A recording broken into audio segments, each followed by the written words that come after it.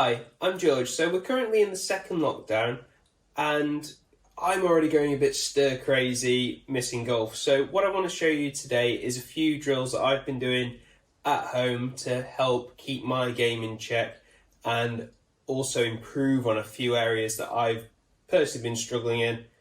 And obviously you'll be able to do these in the comfort of your own home. So let's have a look, see what I've been up to, and hopefully it can improve your games as well. For me personally, I know my putting has been very sus recently, so I just wanted to start off by trying to find the middle of my putter face again. So what I've done, hopefully I'll bring this to the camera. So what I've done is popped a couple of bits of blue tack on the face. Hopefully you can see they're in the middle, just like that. And this is just to hopefully get my ball striking back on track. You'll get instant feedback. I've just put an edge of a box there just to aim at. But all we're going to do from there is if you catch it wrong, you'll get that kind of result. And hopefully this one will be a good one. And if we catch it right, the ball should come off the club face nicely. So you get instant feedback, really good, just to hone that ball striking with your putter.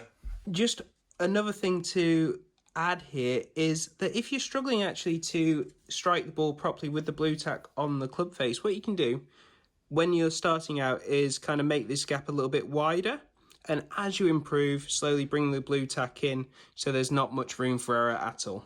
So I've been addressing my striking issues. Now I just want to make sure that my club is going on a nice arc into the ball, so they're straight back, straight through, or slightly in to square to in motion, and not coming in to out or out to in and creating that unwanted side spin and strange sort of angles off the club face. Want to make sure the ball starts rolling where the putter is aiming.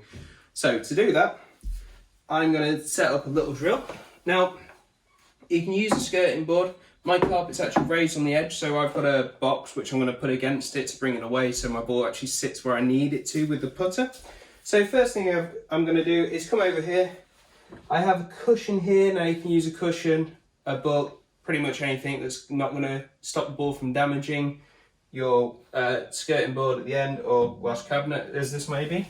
But first thing I'm going to do is, because I'm using that distance, is I'm going to set up this box and my club so that ball is in the middle of my putter. That is just going to be my target. What I'm actually going to be working from is my swing over here. So I've got that ball as my target.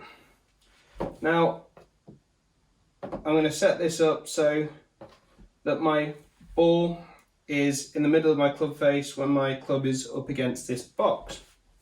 Now from here you should see if you're managing to get back and square, or you might even catch the box if you're coming out and across, or even if you're this way, you might catch into the box if your arc isn't right.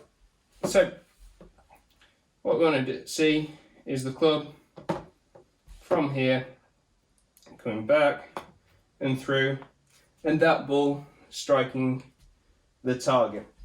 Now, like I say, again, this is great because we can work from these lines. We can work on our feet alignment. We can get this 90-degree angle with the club face, or if it helps, you're making that L shape or T shape with the putter face. And because we're putting straight down the skirting board, which is a nice straight line, hopefully we're going to be able to just get used to seeing that square club face. Now, my club is actually pretty flat here, so I can square that off with a box. If you don't have that, don't panic. I will show you in the next video, when we just take this a step further, how to set this up so you can work on that club face position as well and make sure your alignment is true. Now, another thing I've been working on is actually my swing plane. So to do that, what I've done is I've got a 6-iron in my hand here.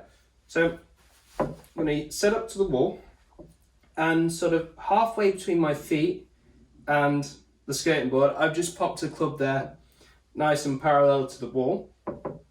So what we're going to do is just grip the club just above the hosel, so near the head, and we're going to take our backswing. Now, we ideally want that shaft to be pointing down between the skirting board and the golf club. So let's do that again.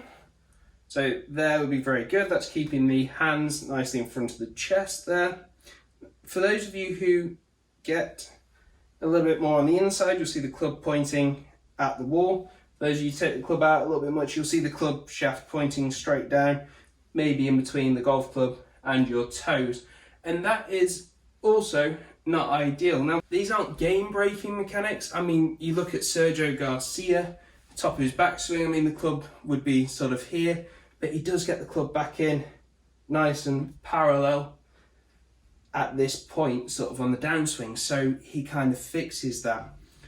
For us mere mortals, however, it's much easier to make smaller adjustments in our swing to get that consistency and the shape of shots we want. So if you manage to get into this position when your club comes from there, coming into the striking area, so it would be in this position now with that golf club parallel to the wall and along that club line here, what you can easily adjust is coming a little bit more inside to hit that draw, a little bit outside of that to hit that fade, or carry on that line to hit that straight shot. Just like the putting, we're using the wall as the target line. So again, this is very good for just checking that your feet are nice and parallel to the target line, which is our wall and our shoulders. So that can help us with our alignment. But from here to actually going out and putting this into practice on the driving range, what we need to do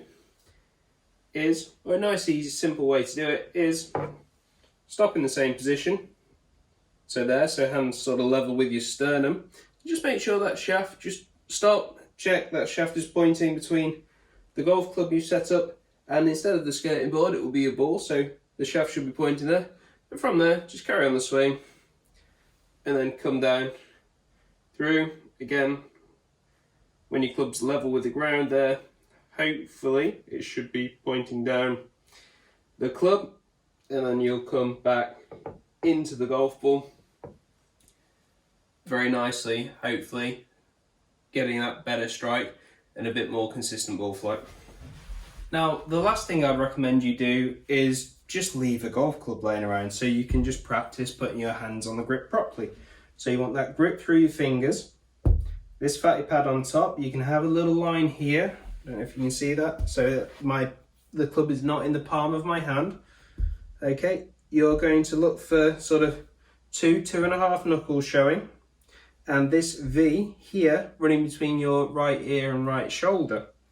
Okay, and then we're going to put the right hand on. Now I overlap, you can interlock, it doesn't matter, but that hand matching up to the left hand, so we're going to end up with the V's kind of together running between the right ear, right shoulder again. And just get used to, if throughout the season we kind of fall into habits, so it's just keeping a check on the grip. If your grip is not very good, if it's through the palm like I see a lot of people's, this will give you a chance just to keep picking up that club a few times a day. You leave it in the kitchen, leave it in the lounge, wherever, just to put your hands on the club and get used to that feeling of your hands being on the club that way. If you need any more help on that one, I have got another video, so just flick across, check that out. But thank you for watching. I hope this kind of helps with the keeping your sanity through the second lockdown, and I will be doing more videos like this throughout lockdown to try and improve our golf when it's very difficult to do so.